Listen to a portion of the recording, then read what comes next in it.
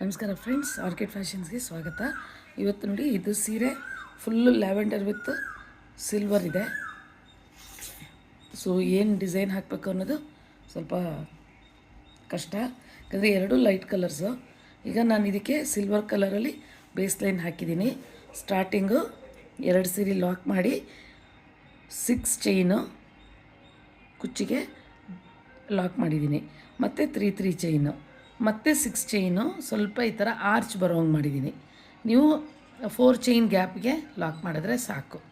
ತುಂಬ U shape ಬೇಡ, ತುಂಬ ದೂರನೂ ಬೇಡ. ಮತ್ತು ಅದ್ರ ಪಕ್ಕ 3 ಚೈನ್ 2 ಟೈಮ್ಸ್, ಮತ್ತು 6 ಚೈನು ಕುಚ್ಚಿಗೆ, ಮತ್ತು 3 ಚೈನ್, ಮತ್ತು ಆರ್ಚಿಗೆ 6 ಚೈನು. ಸೊ ಇದೇ ಥರ ಇಲ್ಲಿ ಮಾಡ್ತಾ ಹೋಗ್ತಾಯಿದ್ದೀನಿ ನೋಡಿ. ಇವಾಗ ಇದು ಸ್ಟ್ರೈಟಾಗಿ 6 ಚೈನು ಕುಚ್ಚಿಗೆ ಲಾಕ್ ಮಾಡಿದ್ದೀನಿ. ಸೊ ಇದ್ರ ಪಕ್ಕ 3 ಚೈನ್ 3 ಚೈನು 2 ಟೈಮ್ಸ್. ಕನ್ಫ್ಯೂಸ್ ಆಗೋದಿಲ್ಲ ಎಲ್ಲೋ ಅಂದ್ಕೊಂಡಿದ್ದೀನಿ, ಮಾಡ್ಕೋಬೇಡ್ರಿ. ಈಸಿ ಇದೆ ಡಿಸೈನು, ಇಂಟ್ರೆಸ್ಟಿಂಗ್ ಆಗಿದೆ ನೋಡಿ.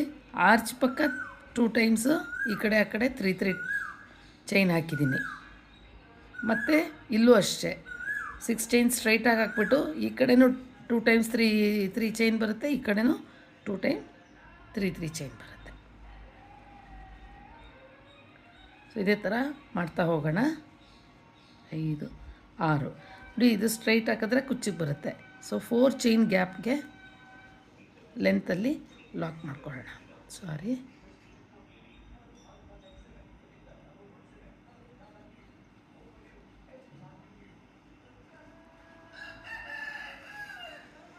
ಇಷ್ಟು ಬಂದರೆ ಸಾಕು. ಸೊ ಇದೇ ಥರ ಮಾಡ್ತಾ ಹೋಗೋಣ. ಸೆಕೆಂಡ್ ಲೈನ್ ಹೇಳ್ಕೊಡ್ತೀನಿ ಫ್ರೆಂಡ್ಸ್. ಇಲ್ಲಿ ಲಾಸ್ಟಲ್ಲಿ ಒಂದು ಆರ್ಚ್ ಬರುತ್ತೆ. ಆರ್ಚ್ ಬಂದಮೇಲೆ 2 ಟೈಮ್ಸ್ 3 ಚೈನ್ ಲಾಕ್ ಮಾಡಿ ಕುಚ್ಚಿಗೆ 5 ಚೈನ್, ಲಾಸ್ಟಲ್ಲಿ 2 ಟೈಮ್ಸ್ ಲಾಕ್ ಮಾಡ್ಕೋಬೇಕಿಲ್ಲಿ, ಯಾಕಂದರೆ ಫಿನಿಶಿಂಗ್ ಬರುತ್ತೆ. ಸ್ಟಾರ್ಟಿಂಗಲ್ಲೂ ಹಾಗೆ ಮಾಡಿದ್ದೀವಿ, ಎಂಡಿಂಗಲ್ಲೂ 2 ಟೈಮ್ಸ್ 3 ಚೈನ್ ಹಾಕ್ಬಿಟ್ಟು 6 ಚೈನ್ ಲಾಸ್ಟಲ್ಲಿ ಫ್ಲ್ಯಾಟಾಗಿ ಸ್ಟ್ರೈಟಾಗಿ ಲಾಕ್ ಮಾಡ್ಕೊಳ್ಳಿ. ಸೊ ಸೆಕೆಂಡ್ ಕಲರ್ ತೊಗೊಳ್ಳೋಣ.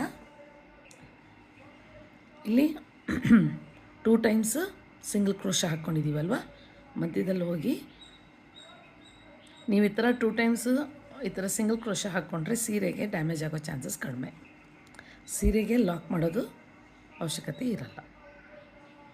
ಇಲ್ಲಿ ನಾನೇನು ಮಾಡ್ತೀನಿ ಅಂದರೆ, ಲಾಕ್ ಆದಮೇಲೆ ಒಂದು ಸರಿ ಈ 6 ಚೈನಲ್ಲಿ ಒಂದು ಸಿಂಗಲ್ ಕ್ರೋಶ ಹಾಕ್ಕೋತೀನಿ, ಆಮೇಲೆ 5 ಚೈನ್ ಹಾಕ್ಕೊತೀನಿ. ನೀವು ಇಲ್ಲಿ ಸಿಂಗಲ್ ಕ್ರೋಶಲ್ಲೇ ಕವರ್ ಮಾಡ್ಕೊಂಬಂದರೂ ನಡೆಯುತ್ತೆ, ಇಲ್ಲ ಈ ಥರ ಚೈನಲ್ಲಿ ಲಾಕ್ ಮಾಡಿದ್ರೂ ನಡೆಯುತ್ತೆ. ಒಂಥರ ಬಾಕ್ಸ್ ಟೈಪ್ ಬರುತ್ತೆ ಇಲ್ಲಿ ಲಾಕ್ ಮಾಡಿದ್ರೆ, ನೀವು ಕಟ್ಟೋದಕ್ಕೆ ಕುಚ್ಚಿಗೆ ಚೆನ್ನಾಗಿ ಕಾಣುತ್ತೆ. ಈಗ 6 ಚೈನ್ ಆದಮೇಲೆ 3 ಚೈನು ಎಲ್ಲಿಗೆ ಲಾಕ್ ಮಾಡಿದ್ದೀವೋ ಅಲ್ಲಿಗೆ ಲಾಕ್ ಮಾಡ್ಕೊಳ್ಳಿ. ಈಗ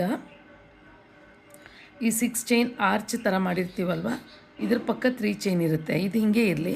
ಇಲ್ಲಿಂದನೇ 2 ಸರಿ ಕ್ರೋಶ ಮೇಲೆ ದಾರ ಸುತ್ತಕೊಂಡು ಈ 6 ಚೈನ್ ಗ್ಯಾಪ್ಗೆ ಟ್ರಿಪಲ್ ಕ್ರೋಶ ಮಾಡ್ಕೊಳ್ತಾ ಹೋಗೋಣ ನೋಡಿ. ಈ ಥರ 2 ಸರಿ ಸುತ್ಕೋತೀವಿ.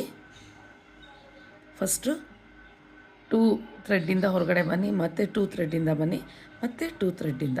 ಸೊ ಇದಕ್ಕೆ ಎಷ್ಟು ಫಿಲ್ ಆಗುತ್ತೆ ನೋಡಿ, ಅಷ್ಟು ಫಿಲ್ ಮಾಡ್ತಾ ಬರೋಣ. ಇಲ್ಲಿ ನಿಮಗೆ ಟ್ರಿಪಲ್ ಕ್ರೋಶದ್ ಕಷ್ಟ ಆಯಿತು ಅಂದರೆ ಡಬಲ್ ಕ್ರೋಶ ಮಾಡ್ಕೋಬೋದು.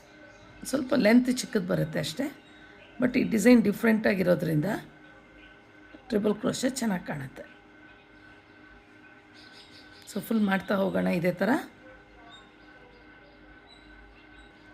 ಈ ಥರ 12 ಟ್ರಿಪಲ್ ಕ್ರೋಶ ಹಾಕ್ಕೊಳ್ಳಿ. 12 ಆದಮೇಲೆ ನೋಡಿ, ಈ 3 ಚೈನು ಈ ಲಾಕ್ ಇರುತ್ತಲ್ಲ, ಈ ಲಾಕಲ್ಲಿ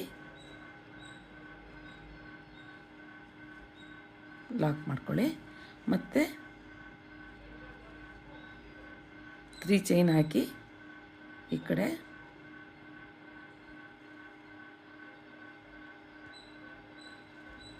ಒಂದು ಲಾಕ್ ಮಾಡಿ, ಮತ್ತು 6 ಚೈನ್ ಕುಚ್ಚಿಗೆ ಮತ್ತು 3 ಚೈನ್ ಅದ್ರ ಪಕ್ಕ. ಈಗ ಆರ್ಚ್ ಪಕ್ಕ 3 ಚೈನ್ ಇರುತ್ತೆ. ಸೊ ಇಲ್ಲಿ ಟ್ರಿಬಲ್ ಕ್ರೋಶ ಮಾಡ್ತಾ ಹೋಗಬೇಕು. ಆಯಿತಾ? ಸೊ ಇದು ತುಂಬ ಸ್ಟಿಫಾಗಿ ಬರುತ್ತೆ ನಿಮಗೆ ಡಬಲ್ ಕ್ರೋಶಾಗಿಂತ, ಯಾಕಂದರೆ ನೆಕ್ಸ್ಟ್ ಲೈನು ಇಂಟ್ರೆಸ್ಟಿಂಗ್ ಆಗಿದೆ ಡಿಸೈನು, ಹಾಗಾಗಿ. ಸೊ ನೆಕ್ಸ್ಟ್ ಮಾಡೋಣ ಹಿಂಗೆ ಸೆಕೆಂಡ್ ಲೈನು ಪೂರ್ತಿ ಟ್ರಿಬಲ್ ಕ್ರೋಶ ಫಿಲ್ ಮಾಡ್ತಾ ಹೋಗೋಣ. ಫ್ರೆಂಡ್ಸ್ ನೋಡಿ, ಈಗ ಈ ಇದು 2 ಸರಿ ಸಿಂಗಲ್ ಕ್ರೋಶ ಹಾಕಿರ್ತೀವಿ, ಅಲ್ಲಿ ಇನ್ನೊಂದು ಕಲರ್ ತಗೊಳ್ಳೋಣ. ಸೊ ಈ ಥರ ಒಂದು ನಾಟ್ ಹಾಕಿ ಪಕ್ಕದಲ್ಲಿ ಒಂದು ಸಿಂಗಲ್ ಕ್ರೋಶ ಹಾಕಿ ಮತ್ತು 5 ಚೈನ್ ಹಾಕಿ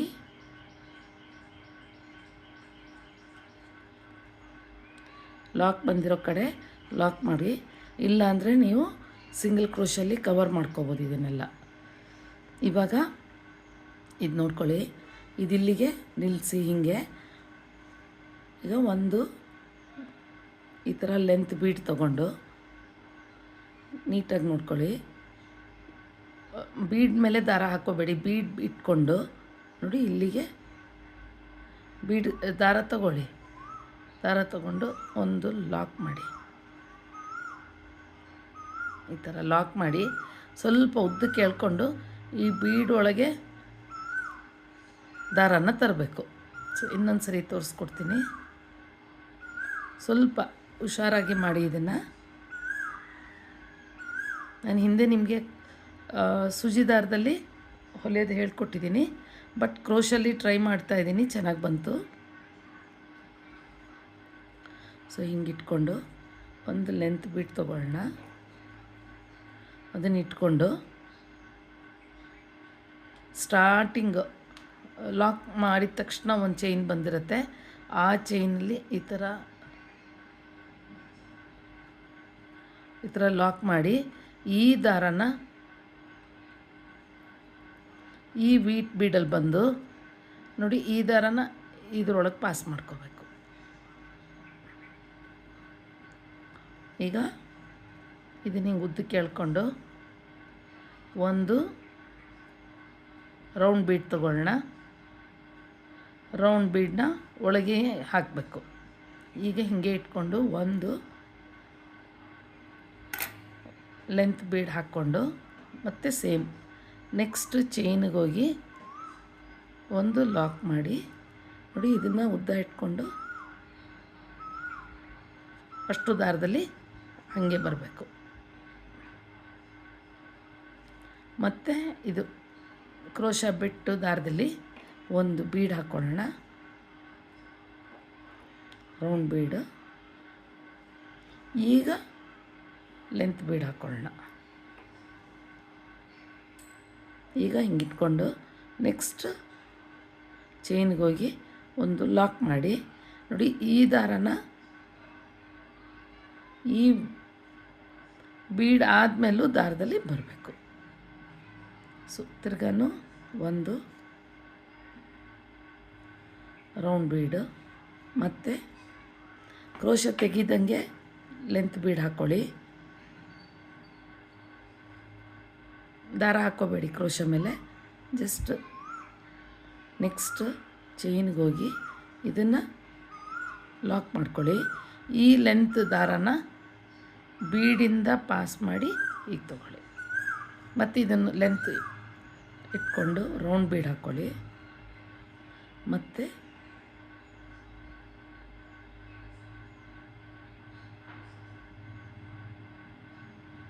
ಇದನ್ನು ಹಿಂಗೆ ಇಟ್ಕೊಂಡು ಸೊ ಈ ಥರ ಮಾಡ್ತಾ ಹೋಗೋಣ.